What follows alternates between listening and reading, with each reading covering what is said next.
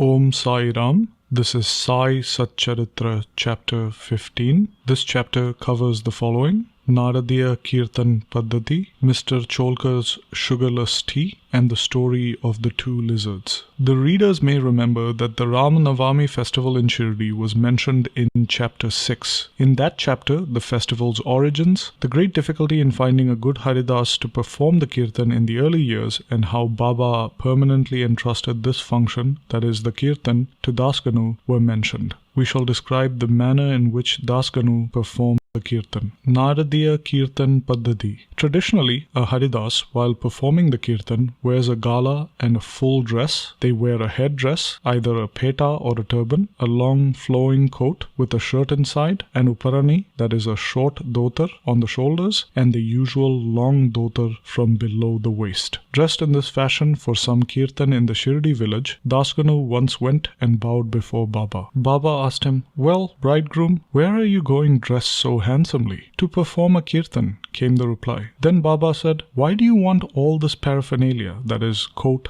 uparani and peta? Do away with all that before me. Why wear them on the body?" Dasganu immediately took them off and placed them at Baba's feet. From that time on, Dasganu never wore these things while performing the Kirtan. He was always bare from the waist upwards. A pair of chiplis were in his hands and a garland hung around his neck. This is not in consonance with the practice generally followed by all the Haridasa, but this is the best and the purest method. The sage Narada, from whom the Kirtan Paddhati originated, wore nothing on his trunk and head. He carried a veena in his hand and wandered from place to place, singing the glory of the Lord. Mr. Cholkar's sugarless tea. Initially, Baba was only known in the Pune and Ahmednagar districts, but Annasaheb Chandorkar, by his personal talks, and Dasganu, through his splendid kirtans, spread Baba's fame in the Bombay Presidency. In fact, it was Dasganu, may God bless him, who, through his beautiful and inimitable kirtans, made Baba available to so many people there. The audience who came to hear the kirtans had different tastes. Some liked the erudition of the person performing the kirtan, his gestures, his singing, wit, and humor, while some liked his preliminary dissertation on the Vedanta and others his main stories. But among them, there were very few who, upon hearing the Kirtan, get faith, devotion, and love for God or saints. The effect of Dasganu's Kirtan on the minds of the audience was electric. We give an instance here. Dasganu was once performing his Kirtan and singing the glory of Sai Baba in the Kopineshwar temple in Thana. Mr. Cholkar, a poor man serving as a candidate in the civil courts in Thana, was in the audience. He heard Dasganu's Kirtan very attentively and was quite moved. He immediately mentally bowed to Baba and took a vow, saying, "Baba, I am a poor man, unable to support my family. If by your grace I pass the departmental examination and get a permanent post, I shall go to Shirdi, fall at your feet, and distribute sugar candy in your name." Through divine intervention, Mr. Cholkar did pass the examination and did get the permanent post,